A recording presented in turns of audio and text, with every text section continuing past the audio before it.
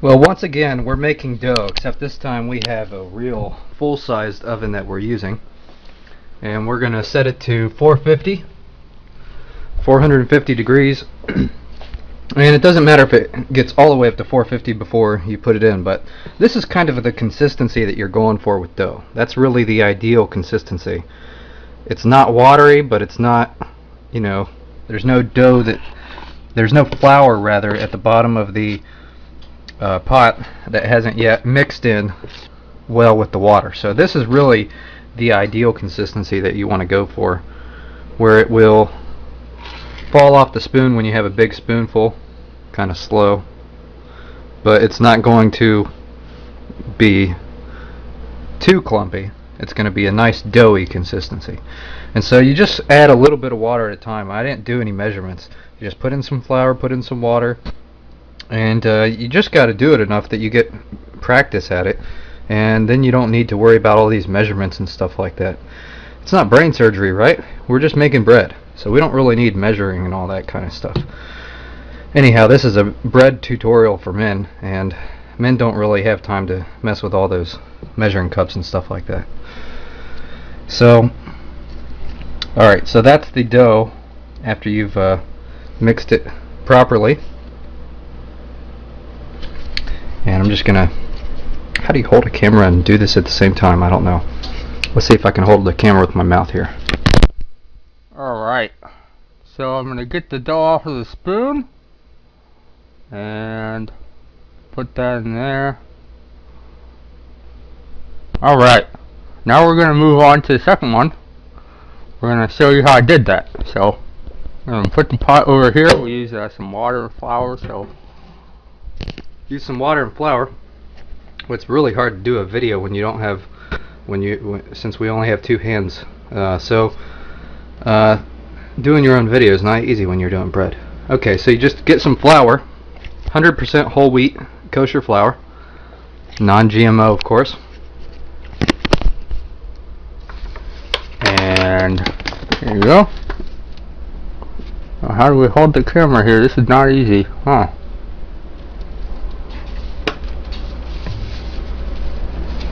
Well. Let's see how I set this over here. And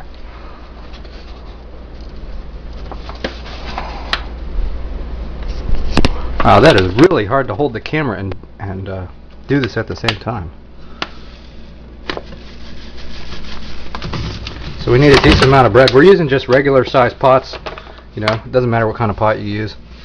But I'm using it's probably a 13-inch pot round. We're not using any yeast or anything like that, just 100% whole wheat flour. And you want to make sure you shake that out to get your money's worth on that flour there. Hold on a second, I'm going to set the camera down here.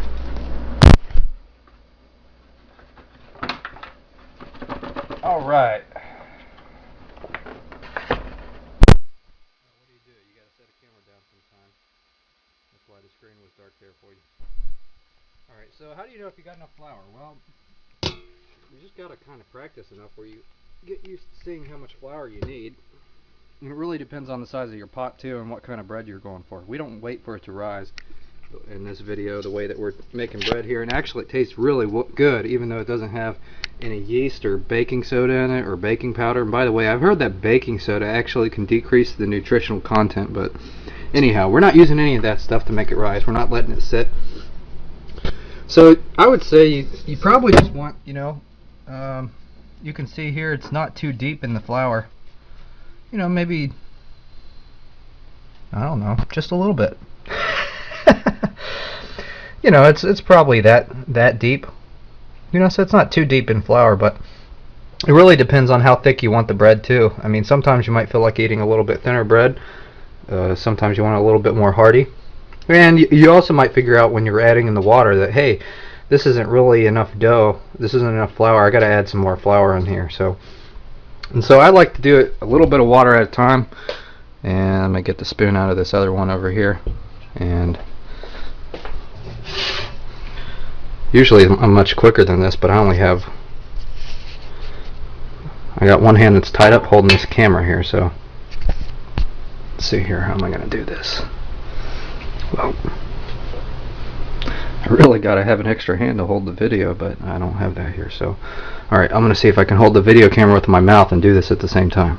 I don't know if that's gonna work though. Actually, let's see here. Can we stand up the camera? Nope, that's not gonna work.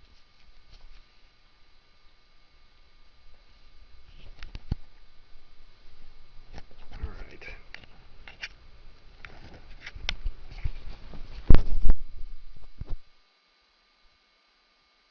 I'm going to turn on the hot water here. And, you don't need a lot of water, I mean,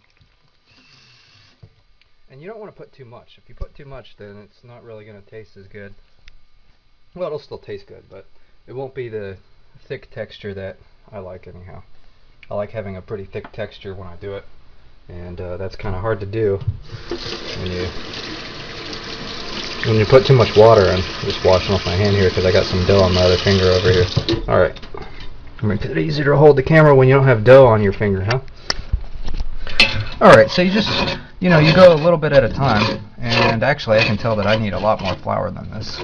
And I can tell that because when I'm stirring it, it's just not deep enough to handle what we need to do. And it's pretty hard to do this actually without... I gotta hold the camera and the pot with one hand here, so that's why it's so close in on the dough. And actually, we're gonna need some more flour here. So let's get some more flour out of the cupboard here. Alright, you gotta have a good supply of flour.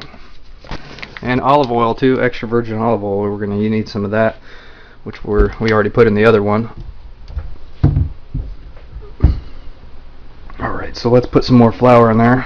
Just a little bit more. Because with that water, it's not going to be enough.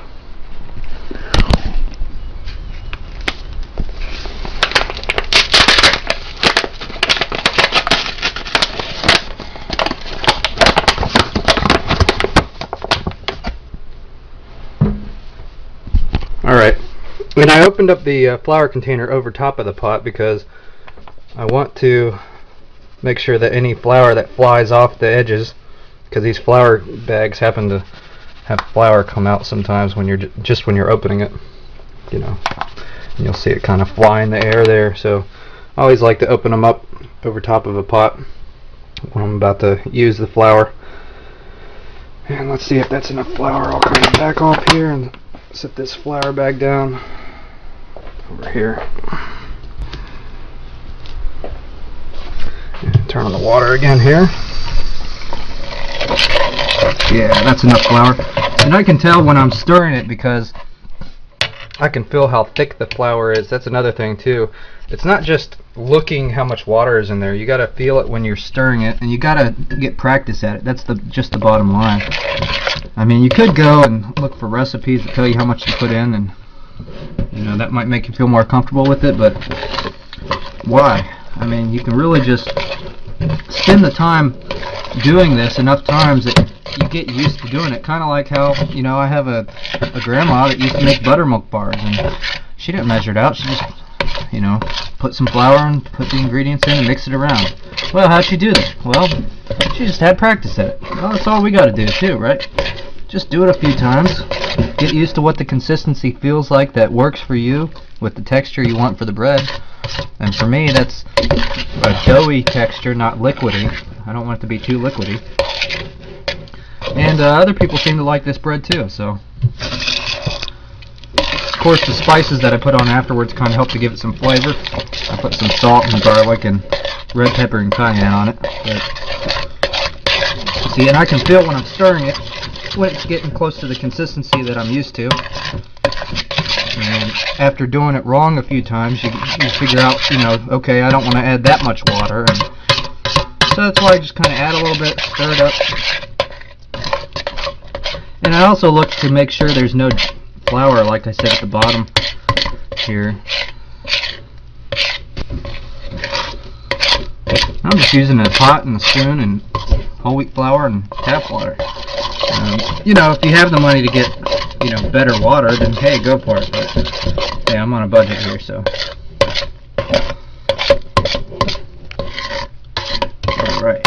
And you should not be viewing this video if it's Shabbat, because this is not, for Shabbat you're supposed to cook what you cook and boil what you boil and bake what you bake before Shabbat. So you shouldn't be watching this video if it's Shabbat. Shabbat's the 7th day of the week. We're commanded to rest and to cook our things the day before. So, alright, and you can tell it's getting here just like the other one. Nice doughy texture here. And you don't want it to be too thick, because then it'll be kind of hard. If I filled this up all the way with dough, then you just got one big ball of dough, and you know how long that'll take to cook through the middle. And then you burn the outside. And so that's why we're not making it too deep here, because this is not like bread that's going to rise or something. This is just, it's going to be about as thick as it is right now when it comes out. So, alright, now we want to add some olive oil here, and you say, how much olive oil? Well, it depends really. If you want to make it extra tasty, add a little bit more than usual. If you just want normal bread, just watch what I do here. And alright, here we go. Alright, so we just splash some olive oil on top. You don't leave it on top though. Really, you want to do the olive oil, one thing it helps with is so that when it's done cooking, it doesn't stick as much to the sides and the bottom. Now another tip to make it, and by the way, you want to kind of stir it around the whole thing. You want to get it all throughout the dough. Of course, you probably already knew that, right? But another tip to help you have it not stick to the sides and the bottom of the pot: don't take it out of the oven right away. Let it sit in the oven after the 40. I put it in for 450, and if it's already 450 when I put it in, then I'll do it for like 43 minutes. But if it's still preheating, I might do it for like 45 minutes, or if I've just turned it on and it hasn't preheated at all, then maybe I'll do it for like 50 minutes or 53 minutes or something. But if it's at 450, then about 43 minutes, because it's hotter, so it doesn't need as much time. But after that 43 minutes is up and you turn off the stove, then you can just let it sit there in the oven, even for an hour. You don't have to let it sit for an hour, but at least let it sit for like 20 or 20 minutes. I mean, at the very, very least, 10 minutes. And, but if you let it, the longer you let it sit, the heat from inside of there gets to cool off and go back down, as water, actually, inside of the pot when the lid's on in the oven. And so by letting it sit longer, you end up with bread that's easier to get out of the pot, but it's still hot. So, whereas if you take it out right away and you try to get it off right away, it's not going to be as easy as if you wait until it's cooled off, a little bit. So I think the ideal time is, about an hour later. Maybe an hour to an hour and a half later, maybe just an hour. I haven't tested the different times of taking it out and which one's better than the other, but I think right around an hour at least. Then when you take it out, it's hot, but it's also had time to kind of separate from the sides and the bottom, because that extra condensation, going back down into the pot instead of just being hot air inside of there. So, all right, let me get this dough off of this spoon here. Hold on a second. I'm going to put this down again.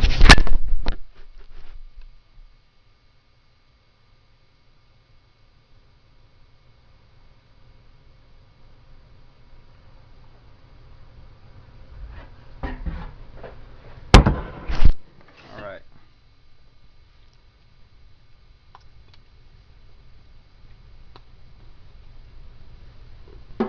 Alright, I'm just going to wash my hand off here. I got some dough on it here. Alright, so now you got your, and you might want to, clean off the sides here. If you see that there's some dough there, maybe flick it back into the center of the pot. That way when it's cooking, you don't get these,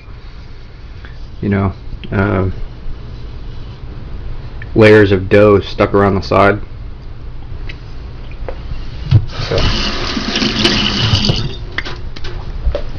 Alright, so these are about the same size pots. And actually, this pot I sometimes use for pasta. Use them for potatoes, pasta, bread, whatever. So I just put the lid back on here. That'll keep the heat in, help to cook the right way. And where's the lid for this one here? You know, it's really just a matter of get some flour, get some water, mix it up, throw a little bit of olive oil in, put it in the oven, you know. And there's nothing to be afraid about. It's just bread, and it's just a matter of getting the hang of it. You gotta do it a couple times. It's not really hard, but after you do it a couple times, you kind of get your own routine down for it, and you get used to what consistency to use in terms of you know, should I add more water, should I add more flour. But you want to get it to where you're only adding more flour every now and then, because usually I just put the flour in right away. I pour the water in, and you know, it's really quick. And but holding this camera kind of made it harder for me to, you know, do it as quick as normal. So, but you just got to practice some, you know. So then you got it at 450 already. You heard that beep in the background. That was it's done preheating. So I'm going to do it for 43 minutes after I put these in. So I'm going to open this real quick and then put those in. Whoa, that's hot.